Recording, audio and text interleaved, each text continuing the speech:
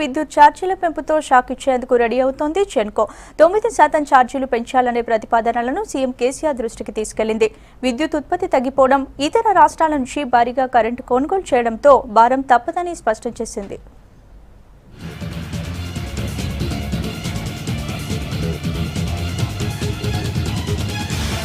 రాష్ట్రంలో విద్యుత్ ఛార్జీల పెంపు తప్పేలా లేదు. నష్టాల్లో కూరుకుపోయిన డిస్కంలు పెంపు ప్రతిపాదనను సీఎం కేసీఆర్ దృష్టికి తీసుకెళ్లినట్లు తెలుస్తోంది. భవిష్యత్ పరిణామాలను దృష్టిలో ఉంచుకుని ఈ నిర్ణయం తీసుకోక తప్పదని విద్యుత్ శాఖ అధికారులు సీఎంకు స్పష్టం చేశారు. దీంతో త్వరలోనే ఛార్జీల భారం తప్పకపోవచ్చని భావిస్తున్నారు.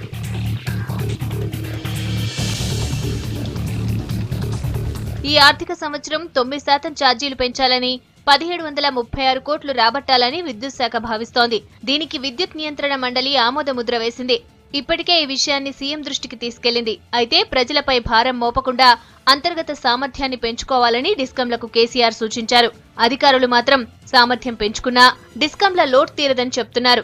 రాష్ట్రంలో జల విద్యుత్ ఉత్పత్తి సరిగా లేకపోవడంతో ఇతర రాష్ట్రాల నుంచి విద్యుత్తు కొనుగోలు చేయాల్సి వస్తోందని, అందుకే ఛార్జీల పెంపునకు అనుమతి ఇవ్వాలని సీఎంను కోరినట్లు తెలుస్తోంది.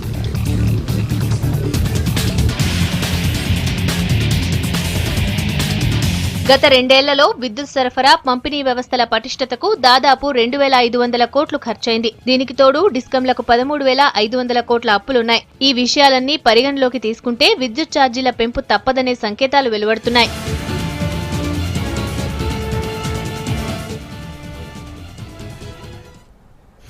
కరెంట్ ఛార్జీలు పెంపు కన్ఫర్మ్ అయినట్లు సంకేతాలు వస్తున్నాయి. ఇప్పటికే డిస్కంలపై భారాన్ని తగ్గించేందుకు వడ్డన తప్పదంటున్నాయి డిస్కంలు. ఎంత పెంచాలని ప్రతిపాదనలున్నాయి? పెంపు ఎలా ఉండబోతోంది? జనంపై పడే భారం ఎంత? స్లాబ్ విధానంలో మార్పులకు సంబంధించి పూర్తి వివరాలను బ్యూరో నుంచి పాండు లైవ్ లో రెడీగా ఉన్నారు. పాండు, చెప్పండి, కరెంటు ఛార్జీల పెంపు ఎలా ఉండబోతోంది? స్లాబ్ విధానం మారే కొద్దీ ఛార్జీల వడ్డన ఎలా ఉండబోతోంది?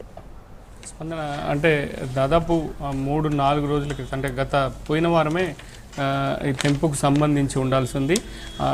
పోయిన నెలలోనే పెంపుకు సంబంధించి ఈఆర్సీ ఈ ప్రతిపాదనలు ఆమోదించి పంపించింది. కాకపోతే పాలేరు ఉప ఎన్నికల నేపథ్యంలో ఎన్నికల కోడ్ ఉంటుంది కాబట్టి ధరల పెంపు విషయంలో ప్రభుత్వం కొంచెం ఆలస్యం చేసింది అనుకోవచ్చు. అదేవిధంగా పెంపు ప్రతిపాదనలు డిస్కంలు ఏవైతే చేసాయో వాటిలో 1938 కోట్లు పెంచుకొని ఈ ప్రస్తుత ఆర్థిక సంవత్సరానికి ధరలు వినియోగదారుల మీద భారం వేసి ఆ గ్యాప్ 1900 పైచిలు కోట్ల మేర పెంపు ఆమోదించాలని ఈఆర్సీకి ప్రతిపాదిస్తే 1738 కోట్ల రూపాయలని 1736 కోట్ల రూపాయల మేర ధరలు పెంచేందుకు అనుమతిస్తూ ఈఆర్సీ వాటికి ఇచ్చిన కేటగిరీ వారీగా ఇస్తూ దాన్ని ఆమోదించింది. దాన్ని సీఎం ఆమోదం కోసం ప్రస్తుతం సీఎం దగ్గర ఉంది. సీఎం పెంపు ముందుగా అనుకున్నట్టుగా సీఎం ధరలు పెంచడానికి అంత అయిష్టత చూపినట్టుగా ఒక సంకేతం పంపించారు. కానీ డిస్కంలు చూస్తున్న వాదన ప్రకారం, అదేవిధంగా విద్యుత్ సంస్థలకు సంబంధించిన ప్రతినిధులు, ఉన్నతాధికారులు సీఎంని గత రోజు కలిశారు. ఇవాళ కూడా ఆయన కలిసే ప్రయత్నం చేశారు. కానీ ఇవాళ సీఎం క్యాంప్ ఆఫీస్లో ఉండకపోవడం అన్నది ఒక కారణంగా చెప్తున్నారు. బహుశా ఇవాళ కానీ రేపు కానీ దీనికి ఆమోదం వస్తుంది అని అన్నారు అని ఒక సమాచారం ఉంది.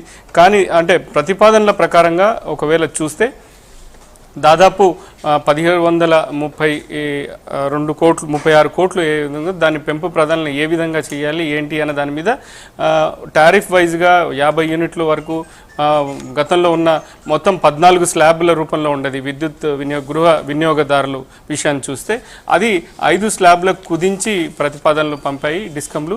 ఈ 5 స్లాబ్లు 0 నుంచి 100, అదేవిధంగా 100 నుంచి 200, 200 నుంచి అదేవిధంగా 200, 300, 400, 500 ఆ పైన ఇట్లా కేటగిరీ వారీగా మొత్తం 5 స్లాబ్లని ప్రతిపాదిస్తూ ఛార్జీల పెంపు ప్రతిపాదించారు.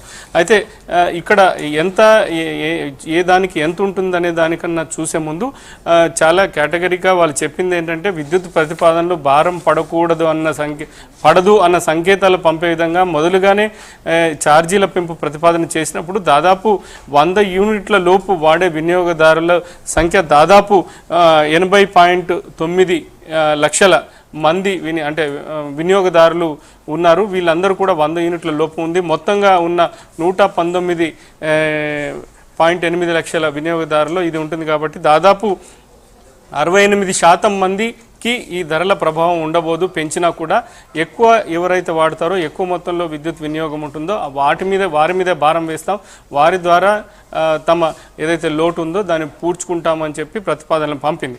ఇది ఒక విధంగా చాలామందిని కొన్ని అంటే సంకేతం పంపినట్టుగా మనం అనుకోవచ్చు, ఎందుకంటే ధరల పెంపు మా మీద ఉండదని. కానీ వాస్తవంగా చూస్తే ఇలా ఉండడం లేదు. ఇక్కడ దాదాపు తాజా ప్రతిపాదనల ప్రకారం చూస్తే గతంలో ఉన్న దీని ప్రకారం ఒకవేళ 100 యూనిట్ల లోపు ఉంటే ఎలాంటి ప్రతిపాదన ఉందో అదేవిధంగా 100 యూనిట్లు దాటితే కూడా 200 యూనిట్ల వరకు కూడా పెద్దగా పెంపు లేదు అన్నది ఇక్కడ కనబడుతుంది. కానీ ఒక విధంగా చూస్తే గతంలో దానికి దీనికి భిన్నంగా ఏంటంటే సపోజ్ ఒక 200 యూనిట్ల వరకు ఉన్న దాని పెంపు లేకపోతే 200 యూనిట్ దాటి కాలిందంటే 201 యూనిట్ దాటి కాలినా కానీ మిగతా బిగినింగ్ నుంచి వినియోగదారు మీద భారం పడే అవకాశం ఉంది. దీన్ని ఒక విధంగా ప్యాసిఫై చేసి ప్రజలకు పెద్దగా సమాచారం ఇది జరుగుతుంది. అంటే దాని అప్రూవల్లో చాలా క్రిటికల్గా ప్రజలకు అర్థం కాని విధంగా ఈ పెంపు ప్రతిపాదనలు ఉన్నాయనుకోవచ్చు. ఒక సాధారణంగా తీసుకుంటే ప్రస్తుతం ఉన్న ఒక విద్యుత్ వినియోగదారుడు తీసుకుంటే ఇప్పుడున్న దీని ప్రకారం గ్రామీణ ప్రాంతాల్లో లేదంటే పట్టణ ప్రాంతాల్లో సాధారణంగా ఇంట్లో ఒక 3 ట్యూబ్ లైట్లు, ఒక ఫ్రిడ్జు, ఒక మామూలుగా ఇంట్లో మిక్సీ కానీ లేదంటే 3 ఫ్యాన్లు ఇలా ఉన్న వినియోగదారులు ఎవరైనా కూడా ప్రస్తుతం ఉన్న వాడకం ప్రకారం చూస్తే ఖచ్చితంగా 100 నుంచి 150 యూనిట్లు కాలే అవకాశం ఉంది గతంతో చూసినట్లయితే. కానీ ఇప్పుడు విద్యుత్ సరఫరా మెరుగుపడింది. విద్యుత్ గతంలో ఉన్నప్పుడు పవర్ కట్లు అవే ఉండేవి, కానీ ఇప్పుడు విద్యుత్ నిరంతరాయంగా వస్తుంది కాబట్టి వాడకం కూడా అదే స్థాయిలో పెరిగింది. ఇప్పుడు మామూలుగా మధ్యతరగతి వినియోగదారు ఉంటే ఖచ్చితంగా అతన్ని 200 యూనిట్లు ఖచ్చితంగా దాటే పరిస్థితి కనబడుతుంది. అదేవిధంగా గ్రామీణ ప్రాంతాల్లో చూసినా కూడా ఇప్పుడు ప్రస్తుతం వేసవిలో చూసినట్టయితే ప్రతి వినియోగదారు ఇంట్లో ఒక కూలర్ ఉంటుంది. అదేవిధంగా అర్బన్ ప్రాంతాల్లో చూస్తే కనీసం మామూలు సంపాదన ఉన్న వినియోగదారుడు కూడా ఒక ఏసీ వాడుతున్నాడు. ఇవన్నీ లెక్కలు తీసుకుంటే వీళ్ళందరూ కూడా గతంలో లెక్కలు ఎప్పుడైతే చూపించినట్టుగా 100 యూనిట్ల కంటే లోపల ఉండే వినియోగదారుల సంఖ్య 86 అని చూపించారు. కానీ ఇవాళ ప్రస్తుతం వినియోగాన్ని బట్టి చూస్తే ఇది దాదాపు ఈ సంఖ్య కేవలం 30 నుంచి 40% మాత్రమే ఈ 100 యూనిట్ల లోపు ఉండే అవకాశం ఉంది. 40% దాటిన వినియోగదారులంతా కూడా 100 యూనిట్లు ఆ పైన ఉండే వాళ్ళ ఉంది. ఖచ్చితంగా ఈ భారం మెజారిటీ మధ్యతరగతి ప్రజల మీద పడే అవకాశం ఉంది. ఇక యూనిట్ ప్రకారంగా మనం ఒకవేళ చూస్తే ప్రస్తుతం వినియోగదారుల ప్రకారంగా చూస్తే వాళ్ళు ఇచ్చిన దాంట్లో 100 నుంచి 200 యూనిట్ల వరకు వాడితే ₹3.60 గతంలో ఉండేది. కానీ దాన్ని ఇవాళ వాళ్ళు ఇచ్చిన ప్రతిపాదనలకు చూస్తే మొదటి 50 వరకు గతంలో ₹1.45 ఉంటే ఇప్పుడు ₹2.70 ఒక యూనిట్కి ఛార్జ్ చేయబోతున్నారు.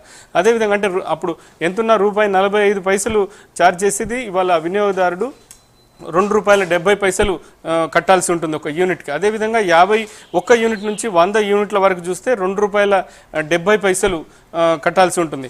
అదేవిధంగా 101 నుంచి 150 యూనిట్లు ఒకవేళ అతను కాలిస్తే ₹3.75 కట్టాల్సి వస్తుంది. అదేవిధంగా 151 నుంచి 200 యూనిట్ల లోపు ఉండినట్టయితే ₹3.75.